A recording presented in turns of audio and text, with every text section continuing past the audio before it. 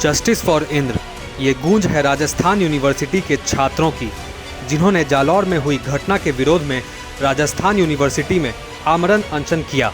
जहां एक तरफ राजस्थान में बढ़ते अपराध के ग्राफ और कानून व्यवस्था को लेकर सरकार प्रशासन पर सवाल खड़े हो रहे हैं, तो वहीं सीएम अशोक गहलोत के गृह मंत्री होने के नाते सवाल उठ रहे हैं कि राजस्थान में अपराध आउट ऑफ कंट्रोल क्यों देखने को मिल रहा है, जिसको लेकर अब हर तरफ गुस्सा, नाराजगी और सवाल हैं। क्या मांगे हैं आप? जो 4 दिन पहले जो हमने जो धरना स्टार्ट किया था, जो जालौर में एक शिक्षक के द्वारा एक मासूम बालक को निर्ममता से मारा गया, एक पानी पीने से, मटके में पानी पीने से उसकी हत्या कर दी गई, तो आज हम किस स्थिति में हैं?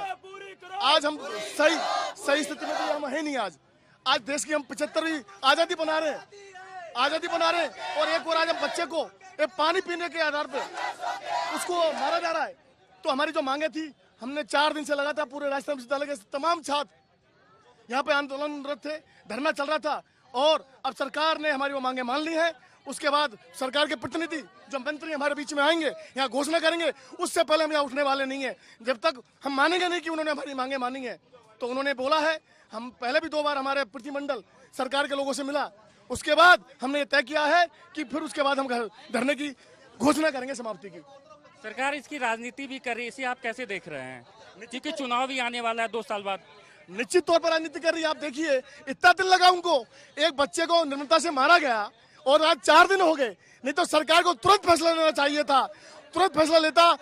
अगर सरकार लेती तो इस तरह की घटनाएं दोबारा नहीं होती। मैं सरकार को आपके माध्यम से चेतावनी देना चाहता हूं कि आप इस तरह की घटनाओं पे सबसे पहले आगे आकर इस तरह की रोकथाम लगने के लिए ऐसा कड़ा कानून बनाए जिससे दोबारा इस तरह की पुनरावृत्ति ना हो। हमारा समाज प्यार प्रेम से रहे, मिलजुल कर रहे, कभी इस तरह की गलतियां ना हो। तब जाके ही हमारे देश में एकता अखंडता बनी रहेगी, नहीं तो कभी ये रुक नहीं पाएगा ये। तो आप कैसे बोले, विपक्ष के नेता भी अभी जालौर नहीं पहुंचे हैं, तो विपक्ष के लेकर क्या रुख है आप? विपक्षी नेता को जाना चाहिए था। जो विपक्ष की भूमिका है वो आज हम यहाँ पे निभा रहे हैं। विपक्ष कहाँ पे गया है? विपक्ष के बिना कुछ नहीं है, जाना चाहिए था विपक्ष को वहाँ पे। इसी के तहत अब जालौर की घटना के विरोध में राजस्थान यूनिवर्सिटी के छात्रों के आमरण अनशन का समापन मंत्री खाचरियावास और मुरारी लाल मीणा ने छात्र नेता को जूस पिलाकर किया। मंत्री प्रताप सिंह खाचरियावास और मुरारी लाल मीणा ने आश्वासन दिया कि छात्रों की सारी मांगों पर ध्यान दिया जाएगा और माना भी जाएगा। उन्होंने क्या कुछ कहा वो भी आपको सुनवा देते हैं। हमारे यहाँ के छात्र नेता रोशन मुंडोतिया जी अनशन पर थे। नरसी जी, नरेश जी और तमाम हॉस्टल के स्टूडेंट जो यहाँ पे आंदोलन कर रहे थे, उनका मेरे पास रिंग आया। यूनिवर्सिटी मेरा परिवार है और मेरी जिम्मेदारी बनती है कि स्टूडेंट कोई भी फ़ोन करे तो मैं आऊँ। ये तय बात है, राजस्थान यूनिवर्सिटी के स्टूडेंट ने हमेशा जहाँ भी दलित पर, पिछड़े पर जुल्म हुआ या स्टूडेंट की कहीं भी आवाज़ उठी, कहीं भी स्टूडेंट पर जुल्म हुआ, तो राजस्थान यूनिवर्सिटी हमेशा देश में, प्रदेश में नेतृत्व करती है। और राजस्थान यूनिवर्सिटी का स्टूडेंट तो इतना ज़बरदस्त है कि दीवानों की तरह सड़क पर लड़ता है और इनका संघर्ष, इनका इतिहास ज़बरदस्त। इस यूनिवर्सिटी का अपना एक इतिहास है। जब जब यहाँ से कोई आवाज़ उठी, बहुत गलत घटना हुई, इससे बड़ा पाप कुछ नहीं हो सकता। जिम्मेदारी बनती है कि कहीं भी दलित बच्चे पर जिस तरह से जुल्म हुआ, उसके बाद कांग्रेस का सारा डेलीगेशन गया, मिनिस्टर्स गए, वहाँ कॉम्प्रोमाइज हो गया। लेकिन यहाँ के स्टूडेंट को मैं फिर कहूँगा, ये जो खड़े हैं, इन्होंने जो जिन मुद्दों पर आवाज़ उठाई, उन्होंने कहा कि हमने जो हमारी आवाज़ उठाई उसमें हमारे आंदोलन में मिनिस्टर्स आए, तो मैं और मुरारी लाल जी आए, हमने इनसे बात की है। इन्होंने जो मुद्दे उठाए हैं, कल जो समझौता हो गया, उसके अलावा यदि कोई बात बाकी रह गई है तो मुख्यमंत्री जी से बात करके उन मांगों को भी पूरा करवाएंगे। इनकी बात को सुनना, जवानों की बात को समझना और इनकी डिमांड्स को पूरा करना हमारी जिम्मेदारी है। राजस्थान यूनिवर्सिटी की एक लाइब्रेरी की भी बात आई है, उसको भी जल्दी शुरू करवा देंगे, कोई उद्घाटन को लेकर है। वैसे ओवरऑल राजस्थान में स्टूडेंट की कोई भी डिमांड होगी, जो एजिटेशन होंगे, आंदोलन होंगे, उनके बीच में जाना और जवानों का सम्मान करना और जवानी की सुनना हमारी जिम्मेदारी है। इनका सम्मान भी करेंगे, इनका काम भी। सरकार और विपक्ष का जो दायित्व था, आपको नहीं लगता वो छात्र निभा रहे हैं? सरकार को आगे बढ़ के इसका दायित्व को निभाना चाहिए था, इसमें सरकार के कोई कसर हो? देखो, सरकार भी अपने स्तर पे, वहाँ पे मंत्री भी गए, वहाँ पे अध्यक्ष भी गए और वहाँ मिल के भी आए, अपना दायित्व निभा रही है। और छात्र को भी एक ये जागृति होगी, अवेयरनेस है, तो छात्रों ने अपनी तरफ से मांग रखी है, इसीलिए सरकार अपनी जिम्मेदारी निभा रही है। इसलिए हम 2 मंत्री यहाँ पर पधारे हैं।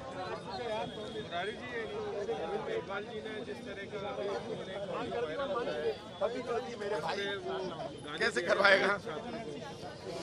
देखो, मैं ऐसी, मेरे को तो ऑडियो मैंने देखा नहीं, लेकिन प्रजातंत्र है, सबको अपनी डिमांड रखने का प्रोग्राम है। ये बहुत ही ये दर्दनाक एक ऐसी घटना है। मैं समझता हूँ प्रत्येक आदमी की रोक काँप जाती है इस घटना को सुनकर कि ऐसी घटनाएं होनी नहीं चाहिए। और ऑडियो के बारे में तो मैं समझता हूँ कि सभ्यता से बात करनी चाहिए, चाहे कोई मंत्री हो चाहे कोई MLA हो।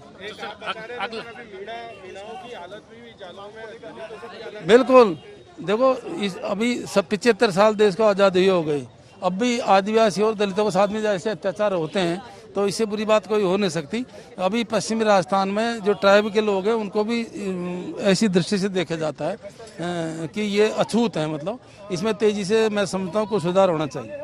सर, आपको नहीं लगता सर इसका राजनीतिकरण हो रहा है कि ये जमीनी स्तर पर ये काम नहीं हो रहा है? क्योंकि एक 8 वर्षीय बच्चे को इतनी बर्बरता से मारी जाती है, लेकिन लोग अभी उसके राजनीति करने में लगे हुए हैं। ऐसा ये ग्रसित मानसिक वालों का काम है कि ऐसी घटनाएं करें।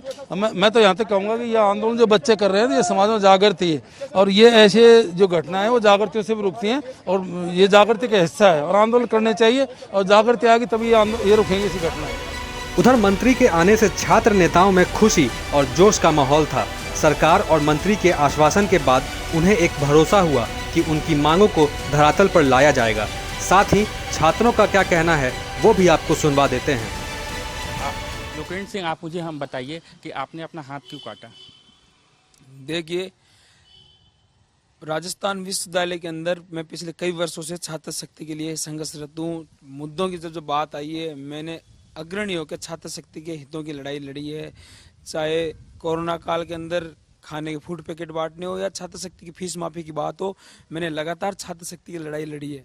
लेकिन जब छात्र संघ चुनाव आते हैं तो कहीं ना कहीं लोग जातिवाद, क्षेत्रवाद और धनबल, बाहुबल के नाम पे चुनाव लड़ने का प्रयास करते हैं, और एक मजदूर गरीब वर्ग के प्रयास से जो छात्र आते हैं उनकी आवाज़ दबाने का प्रयास करते हैं। मैंने लगातार छात्र शक्ति के हितों की लड़ाई लड़ी है। आज जब छात्र संघ चुनाव की बात आई तो मैंने राजस्थान विश्वविद्यालय के अंदर पूरे प्रदेश की छात्र शक्ति, छात्राओं की शिक्षा को निःशुल्क करवाने के लिए विश्वविद्यालय के अंदर विरोध प्रदर्शन किया। वह छात्राओं की शिक्षा निःशुल्क के साथ ही मेरी अन्य भी कई मांगे जो विश्वविद्यालय प्रशासन और सरकार के समक्ष मैंने रखने का प्रयास किया। लेकिन मैं साथ ही साथ छात्र शक्ति को यह एहसास दिलाना चाहता था कि जब आपको जरूरत होती है तो एक गरीब मध्यम वर्ग का व्यक्ति आपके हितों की लड़ाई के लिए अपना पसीना, अपना खून तक दे सकता है। छात्रों का कहना है कि जालौर की घटना के आरोपी की संपत्ति जब्त हो।